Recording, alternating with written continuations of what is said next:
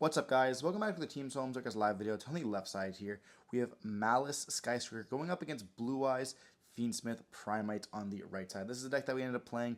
You guys did see the deck profile for it yesterday. Before we dive in, don't forget to like, comment, subscribe. Helps channel a lot around the 10K in your support. We did just get our new mics in, so the sound quality might be a little bit better. You guys let me know in the comment section down below. We are going to be seeing a terraforming from the Maliss player. Going to be starting off, letting us search for the field spell. Also getting a spell in the graveyard. We're going to then go for the Dormouse. We're going to see the Dormouse going to get hit with an Imperm because, you know, there's no set cards in the back row. Therefore, we're going to kind of prevent multiple of the traps, you know, being set.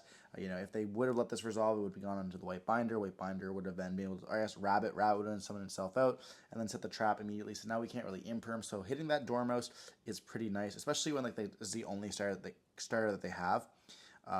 They have used the banish effect as well of the Dormouse. If they did not, if this was a normal summon, they could have just potentially linked it away, then used a Bestial in the hand if they had one. But this is going to kind of cut them off kind of hardly, especially with, having just the Skyscraper cards in their deck.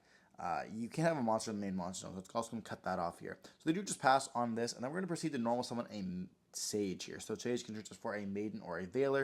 In this case, we're going to go for the Maiden here, so we don't have any more Veilers in our hand, I suppose, which is pretty good for them. But we're going to go for the Maiden effect, and they do chain a Call with the Grave with this, but we do have the Bestial in our hand to avoid that Call with the Grave. Now, we still get rid of that Maiden, which is very good for the Maliss player, but fortunately for us, we will be able to set a True Light now from the deck, which is kind of the key point of all this. You want to be able to get that trap in rotation as quick as possible. Now, obviously, having the Maiden summon herself back out is important, but if you lose it, you lose it. Not much to say here. So we do kind of look up into the extra deck, seeing what we kind of go for. I know we are playing the Moon, so we do link away now into the Moon to give us access to our Fiendsmith package, and we're already seeing that Dormouse being sent to the graveyard because, we are going to use the Jerusalem effect. There is a debate where maybe we don't use it in case they want to use a Bestial, but in this case, they could just Bestial one of our cards, so it doesn't really necessarily matter. Kind of put them on like Better Habit. We do go up into a Princess here, and then we do go Wishes, discarding a copy of that Veiler. This is going to give us additional search for either the Veiler or a Maiden, whatever you guys want to call her, and a spell, so either being Roar or the Trap card. Now we can get access to the Trap card through the True Light, so most likely we're going to be choosing for the Roar here, and so we kind of replace our hand as well as giving us additional draw. So essentially this is just a plus. Normally you go -2 off Wishes, or I guess +2 depending. But we do discard a Veiler, search for a Veiler, so we kind of go net there, as well as searching for a spell, Roar, being with the Wishes. We get to draw a card as well, which is important.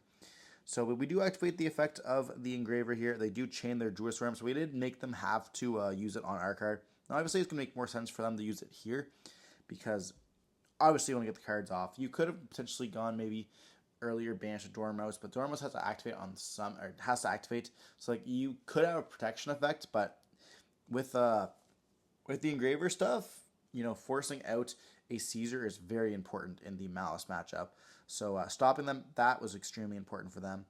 We do go for a Roar, summoning out the Blue Eyes White Dragon, and then we do go True Light, set the Trap card. So we do have a pop now, and you're going to, why do you attack? Well, the reason why is because I want my cards to be sent to the graveyard off that Druid Firm, so we just pass turn on this, having a pop for maybe a better card, kind of maybe forcing a battle phase as well, letting us survive another turn, because we do have that True Light effect, which can come back almost every single turn here, but they have another copy of a Druid Firm here, so we go Call with the Grave on the Dormouse, but they do activate Druid Firm first, and then we do chain that there, so we do negate the effect of the Dormouse, and we now know one of the cards in the hand which cannot activate here. So kind of important, but our graveyard is going to get pretty cooked pretty easily here. So we go battle phase, and then we attack into the Princess, and we let that resolve, taking some damage. We did think about popping it there, but it's going to send it regardless, so it doesn't really necessarily matter. Now you have to be careful because if we do activate this too late or in the main phase here, we are going to get punished by a talent of sorts. So we do go in the main phase too, which I think that we should actually wait to the end phase myself, because they did have the thrust, which is going to give them access to now. Now we could potentially done something different, maybe not something with the Lacrima immediately, and we do read the trap, so they ask what the trap can pop.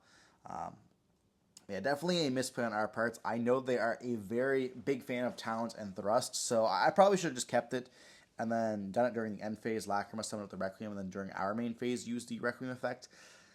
There wouldn't have made much of a difference there, to be honest, other than not playing to talent and thrust, so definitely a misplay on our part, for sure. And they are still thinking on what they want to set or add to the hand. It doesn't really necessarily matter. They could add like a talent and giving us additional draw 2 there. That definitely could be a beneficial. But I do see them add. So now we know they have talents alongside a Druid's Firm in the hand. And I believe one other card. They draw into a trap and another spell, which is a copy of Engage, but they cannot use Engage because we control a monster in the main monster zone here. So we're going to just pass turn on this. And did you guys know there is a additional Sky Circuit card, 2 additional Sky Circuit cards, and they actually are really good. One of them shuffles back cards from the graveyard. The one is like a cool Link monster that summons out 2. Kind of insane that we're getting more Sky Circuit cards like all the time. Like this is getting as much as Heroes at this point.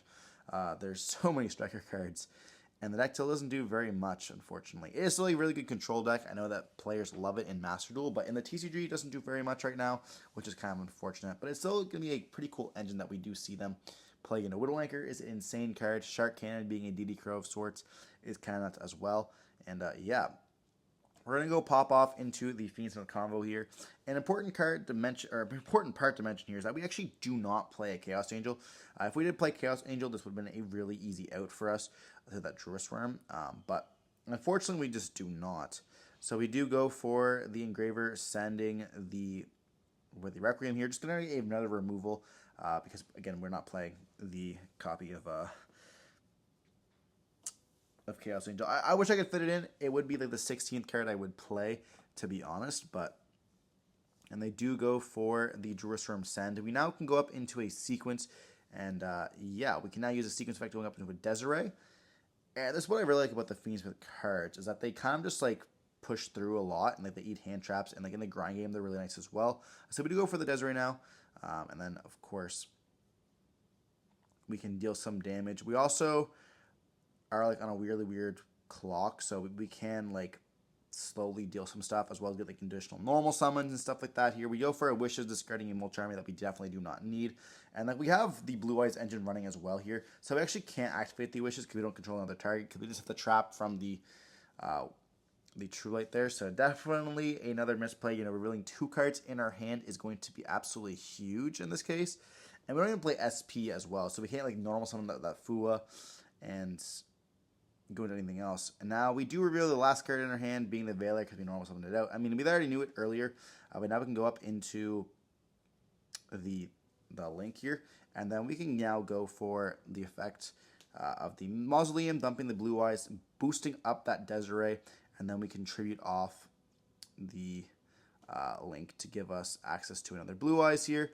And they do have that Druid Form in the hand, but they choose not to hit us here with it, which is kind of crazy, to be honest. Now we go for Wishes, going to allow us to equip, and they do take a second to read. They're like, can I read Tyrant Dragon? I said, yeah, of course, before we summon it. They know we play it, so it does not really matter here. So they are thinking on this, and this kind of leads me to believe that it is going to be a Maliss trap, but they just let it resolve. So we go up and now into that Tyrant Dragon here, which will be able to reset that copy of the pop 2 every single turn now, unless they start, you know, Bistieling out our Blue Eyes. And the thing is with Bistieling out our Blue Eyes is that we actually only play 2, which everybody knows. It's a very standard thing.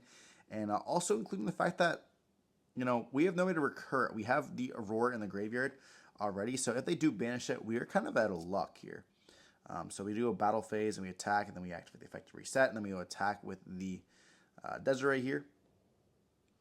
And then take a second to read it, the True Light.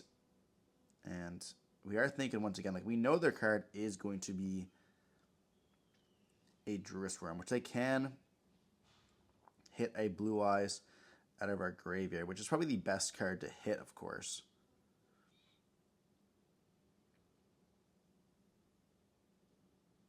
But what do they kind of do after that is the question.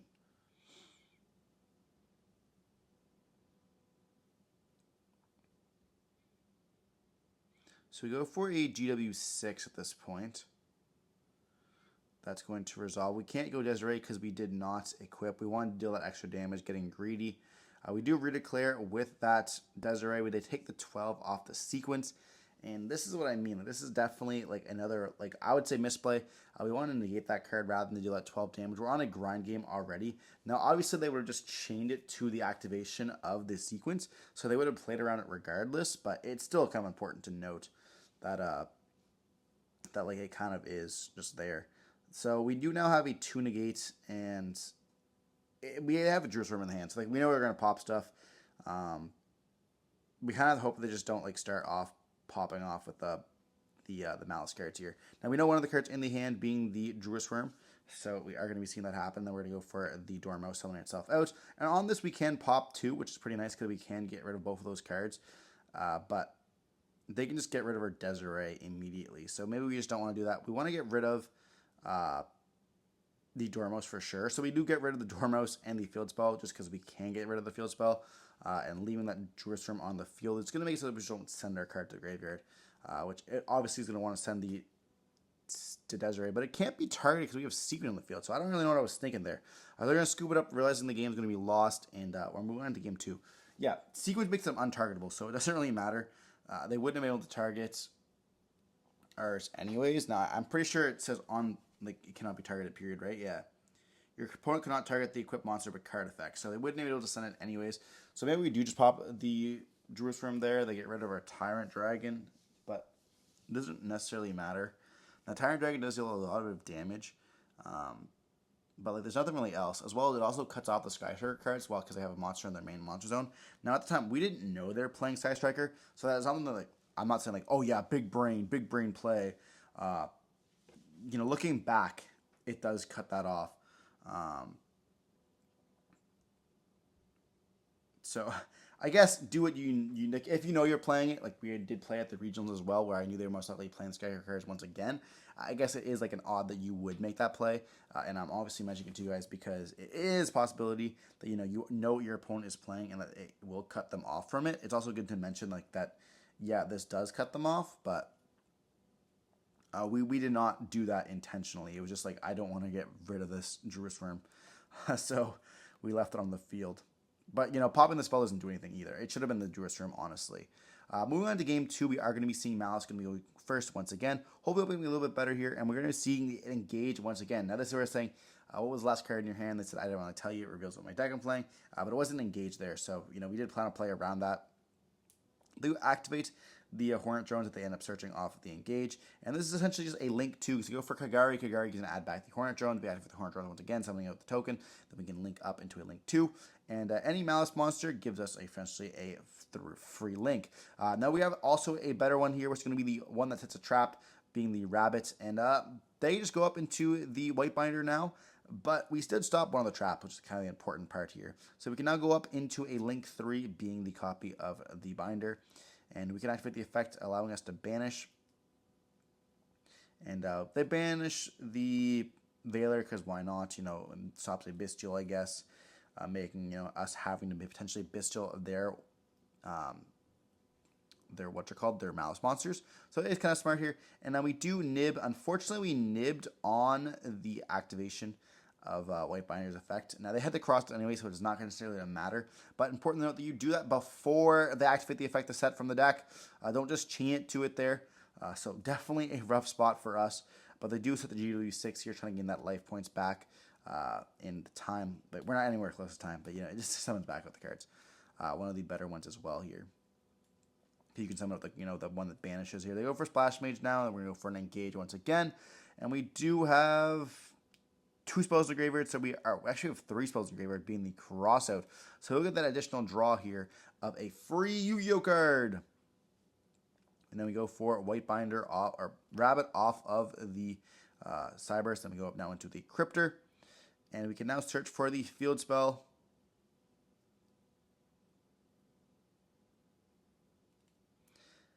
And we are off to the races. Field spell is going to activate. We can then banish the Dormos from the deck, or the copy of Chesty Cat, or the White Binder here to try to give us an additional draw once again. And then we get to pay 9, of course. We don't need to banish anything here, so it's not really going to make that much of a difference. We can link these two off now for a copy of the Firewall Dragon.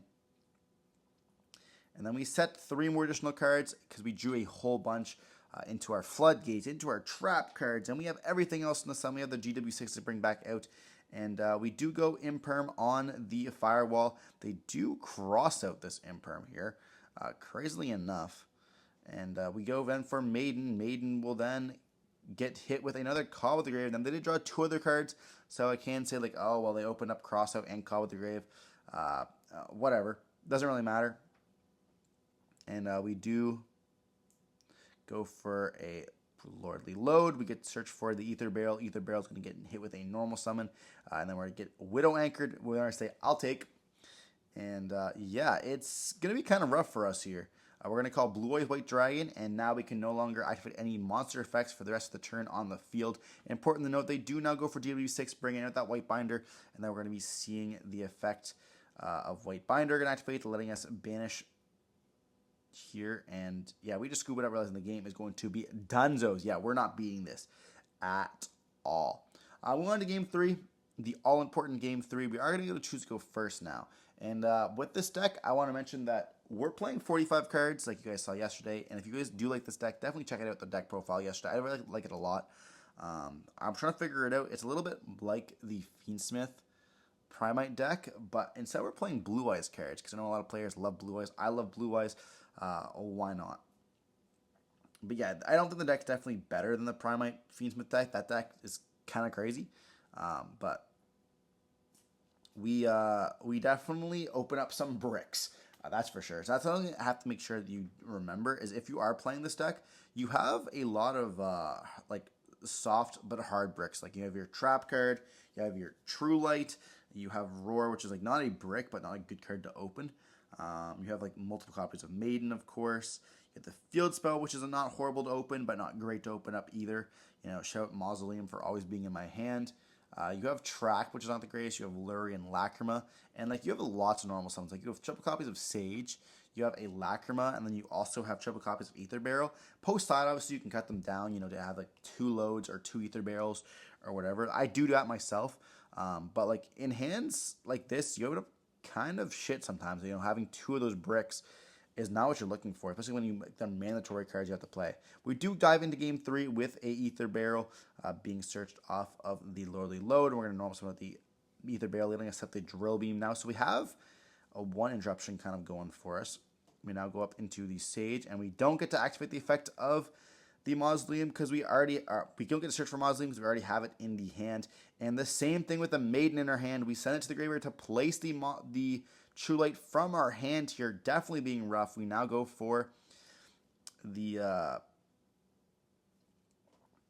Link here effect, bringing out that Blue Eyes, which can then help us bring out Maiden here. And yeah, it's honestly just so rough. You know, we open up Mausoleum as well as True Light in our hand, and like these are not what we're looking for, especially like they're the bricks that we just are going to be seeing anyways.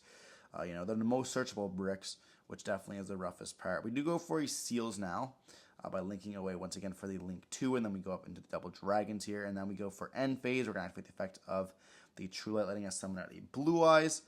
Or we actually go for, that's not true. We go for Lordly Load, something like a Blue Eyes here, and then during the End Phase, we now activate the effect of True Light. Let's then set the Trap from the deck. So now we do have access to a Double Pop and a Bounce, as well as a Drill Beam. Now, obviously, Drill Beam's not the greatest against Maliss. I would personally be playing the Primite Trap card. I just did not own one at the time. I lent mine out, or I guess I gave mine out to a locals buddy, so we did not get access to that. I would be playing it in the side deck if I could. I don't know what else I'd cut for it, but yeah. Drill Beam against Maliss is not the greatest. We're going to be seeing a Widow Anchor here on the Seals. That's going to be met with a Drill Beam. You know, we're going to negate and banish that. We're getting rid of one of the spells from the graveyard. They can't add it back now with Kagari. I felt like that was pretty fair, honestly.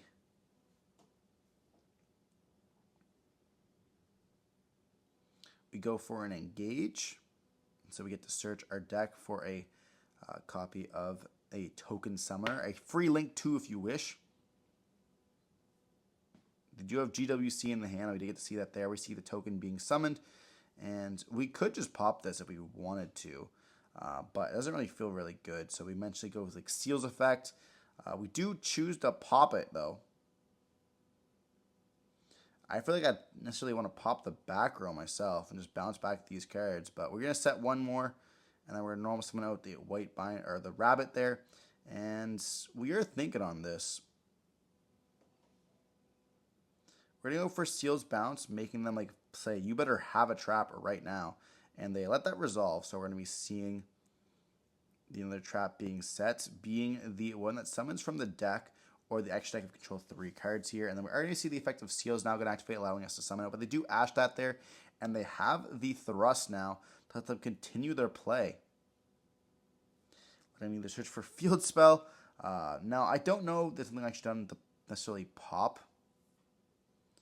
Maybe, you know, pop Blue Eyes alongside the token when we did that trap card effect, because you know the next action could be Seals because they haven't used a monster effect yet. So maybe that was definitely the play, but they had Cold Stark in the hand anyways, so you're seeing them banish to Chesty Cat, and then Chesty Cat's going to go popping off, or actually they're debating if they want to do Dormouse there. Yeah, they go for Dormouse instead. I don't really know. I feel like at that point it probably was worth it, and we're also approaching the time, which is kind of rough. But we now go for the Dormouse effect. We do chain a Ghost Ogre there, but it's not going to be that much of a difference. At this time, we're doing quality control, trying to deal this out here. I suppose that we could have also, like, at some point, you know, waited and just hit something else, but I don't really know what else really would hit here. Chesty Cats gets summoned out, activating the effect of letting us banish the white binder. We can see, or the binder, or the rabbit, we get to summon out the effect of rabbit. They do draw 2 cards as well, so we are essentially drawing 2 every single game here. Maliss needs to be stopped. Stop giving them these crazy cards and additional cards that draw. You know, they love drawing cards, but like the fucking bestial cards let them draw with regain all the time. They have the Phoenix without the deck thins them. They don't even need the draw at this point. And they have like now Sky Striker, which they were playing prior, that gives them additional draws as well. Chesty Cat should not be drawing 2 cards. You know, I don't understand what's going on here.